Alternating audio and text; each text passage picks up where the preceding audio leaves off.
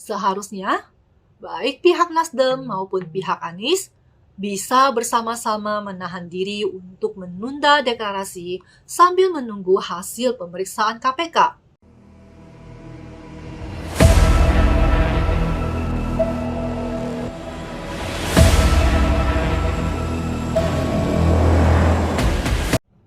Sahabat Kanal 3 pasti tidak asing dengan istilah tidak ada kawan abadi dan lawan abadi.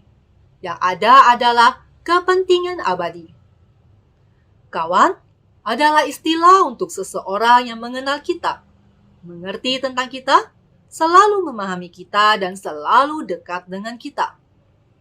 Terkadang, seorang kawan pun bisa menjadi lawan atau musuh ketika kawan tersebut sudah tidak lagi sesuai dengan prinsip atau tidak sesuai dengan jalan pikiran kita, yang pada akhirnya terjadi konflik. Adanya konflik bisa menyebabkan kawan pergi dari sisi kita. Oleh karena itu, tidak ada kawan yang abadi. Sedangkan lawan atau musuh adalah istilah untuk seseorang yang tidak sepaham dengan kita, atau bahkan orang yang kita benci. Lawan adalah orang yang selalu punya pendapat berseberangan dengan kita. Misalkan kita ngomong A, lawan pasti akan berusaha untuk ngomong B, dan begitu pula sebaliknya. Dalam berkompetisi, lawan adalah pihak yang harus dihadapi dan harus dikalahkan. Terkadang lawan juga bisa menjadi kawan ketika ternyata terjadi kecocokan atau kesadaran dalam diri masing-masing bahwa tidak seharusnya mempunyai lawan. Oleh karena itu, lawan pun tidak ada yang abadi. Jika kawan dan lawan tidak ada yang abadi, lalu apa yang abadi? Jawabannya adalah kepentingan. Ya, kepentingan adalah hal yang sangat melekat pada kawan maupun lawan. Ketika kita berkawan dengan seseorang, pasti ada kepentingan yang berperan dalam hal itu. Begitu pula dengan lawan, juga terdapat kepentingan di dalamnya. Berbicara soal kepentingan pasti tidak terlepas dari namanya berpolitik. Ya, politik memang penuh dengan unsur kepentingan di dalamnya. Selalu ada pertimbangan mana yang menguntungkan, mana yang merugikan. Kepentingan adalah hal yang selalu dan akan selalu ada, baik dalam kawan maupun lawan. Seperti halnya politik yang terjadi di Indonesia saat ini adalah contoh kepentingan yang nyata. Hal ini bisa kita lihat dari Partai Nasdem yang resmi mendeklarasikan Gubernur DKI Jakarta Anies Baswedan sebagai calon presiden 2024 di Nasdem Tower, Jakarta Pusat pada hari Senin tanggal 3 Oktober kemarin.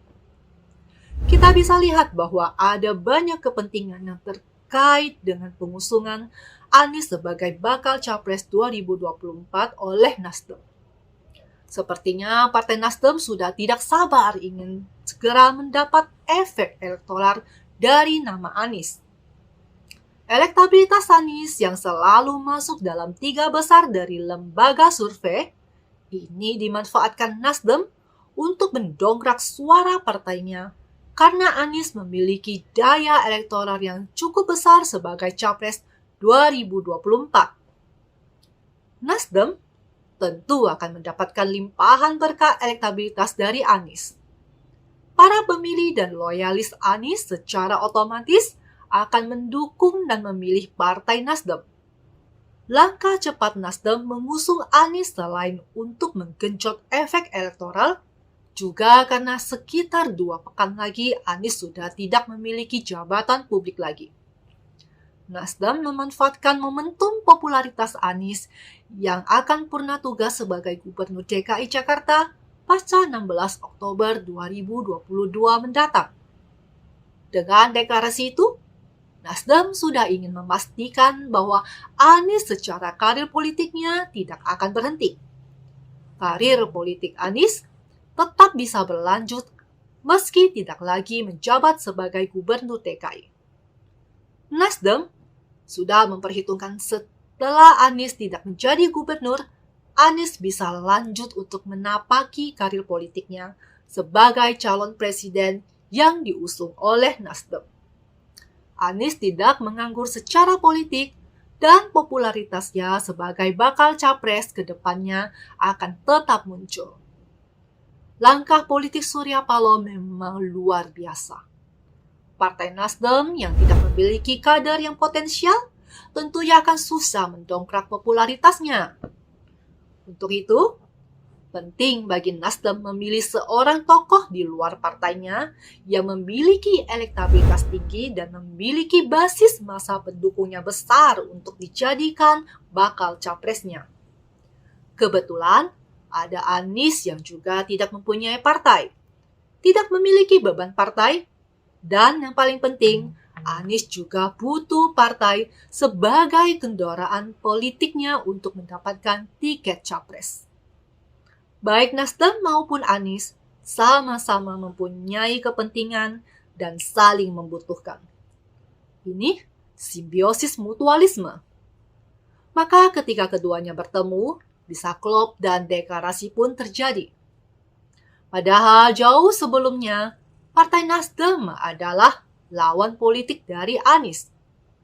Nasdem menjadi pendukung mantan Gubernur DKI Jakarta Basuki Cahayapurnama atau Ahok pada Pilkada DKI 2017 silam. Kita tahu bahwa di Pilkada 2017, lawan Ahok adalah Anies Baswedan. Dan pada masa itu, sejumlah media milik Surya Paloh dengan masif menyorot Ahok. Akibat dari dukungannya kepada Ahok, Nasdem dicap sebagai parpol pendukung penista agama. Bahkan, ada fatwa haram hukumnya memilih partai yang mendukung penista agama. Walaupun dicap sebagai parpol penista agama, namun kata Surya Paloh, Nasdem tidak akan pernah mundur selangkah pun. Alasan kuat Nasdem saat itu memilih berdiri di belakang Ahok adalah demi nilai-nilai pluralisme yang diyakini oleh partainya. Surya Paloh mengaku imbas dari stempel parpol penista agama, partainya menjadi babak belur bahkan di kampung halamannya sendiri dengan meraih perolehan suara yang sangat minim. Singkat cerita, Nasdem kalah telak di Aceh pada pemilu saat itu. Mungkin trauma pengalaman buruk di masa lalu membuat Nasdem mengalihkan dukungan politiknya di Pilpres 2024 mendatang kepada Anies yang memiliki massa pendukungnya besar. Nasdem berpotensi mendapat ceruk suara baru di wilayah Jawa, seperti Jawa Barat, Banten, hingga DKI Jakarta.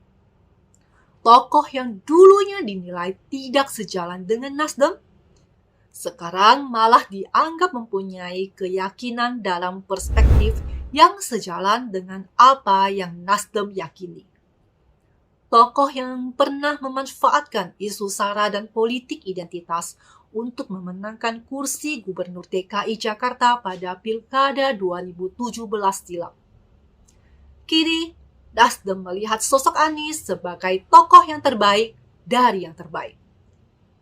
Pilpres 2024 ini dijadikan momentum bagi Nasdem untuk memperbaiki citra buruknya di mata para pendukung Anies, yaitu barisan massa yang dulunya pernah menstempel mereka sebagai pendukung penista agama dan haram untuk dipilih. Kini Nasdem resmi mengusung Anies sebagai bakal capres 2024. Deklarasi Nasdem diumumkan langsung oleh Ketua Umumnya Surya Paloh. Namun, publik menilai deklarasi pencapresan Anies kemarin tidaklah tepat waktu. Namun, publik menilai deklarasi pencapresan Anies kemarin tidak pada waktu yang tepat. Karena saat ini, Indonesia sedang dalam suasana berduka dengan tragedi Kanjuruhan, Jawa Timur yang menewaskan ratusan orang. Sedangkan urusan Pilpres masih urusan 2 tahun mendatang. Jadi, apa yang membuat Nasdem tidak berempati dengan situasi duka ini? sehingga urusan deklarasi capres tidak bisa ditunda lagi. Banyak yang berspekulasi mengaitkan deklarasi tersebut dengan kasus Formula E yang sedang ditelusuri oleh Komisi Pemberantasan Korupsi atau KPK. Seperti kita ketahui sebelumnya, Anies pernah dipanggil oleh KPK untuk dimintai keterangan terkait dengan penyelidikan dugaan korupsi penyelenggaraan Formula E di Jakarta. Seharusnya, baik pihak Nasdem maupun pihak Anies bisa bersama-sama menahan diri untuk menunda deklarasi sambil menunggu hasil pemeriksaan KPK. Harusnya, Nasdem memberikan ruang kepada KPK untuk fokus kerja secara profesional menyelesaikan penyelidikannya. Karena ini adalah bentuk penghormatan terhadap hukum yang sepatutnya ditunjukkan oleh semua pihak, termasuk partai politik. Justru deklarasi yang terkesan terburu-buru malah memberikan kesan yang kurang baik. Kesan adanya niat yang buruk di balik itu. Dan citra yang buruk juga bagi tokoh yang dideklarasikan, yaitu Anies Baswedan. Hal ini malah memancing publik menilai adanya dugaan partai politik ingin melakukan intervensi atas kasus Formula E. Ini juga dikhawatirkan nantinya akan ada kepentingan politis yang mengganggu jalannya pengusutan. Publik berharap proses penyelidikan kasus Formula E akan terus berlanjut sampai ditemukan satu titik terang. Apakah itu perkara pidana atau hanya sebatas pelanggaran administrasi atau mungkin perdata. Mari kita sama-sama mendorong agar KPK terus melanjutkan penyelidikan dari kasus Formula E dan tidak terpengaruh dengan deklarasi yang bersangkutan sebagai capres oleh salah satu parpol. Inilah gambaran politik di Indonesia yang begitu dinamis dan cair. Dalam politik, tidak ada kawan abadi dan lawan abadi, tetapi yang ada hanya kepentingan abadi. Nasdem dan Anies yang dulunya adalah lawan politik, sekarang menjadi kawan politik. Apa yang dulunya dianggap tidak sejalan, beda pandangan, namun sekarang bisa disatukan karena sebuah kepentingan yang sama. Sahabat Kanal 3, perbedaan pilihan politik dalam pemilu adalah hal yang biasa.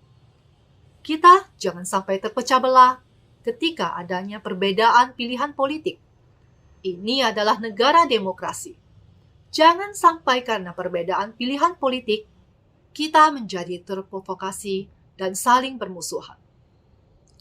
Bersama saya Yanti, speak up!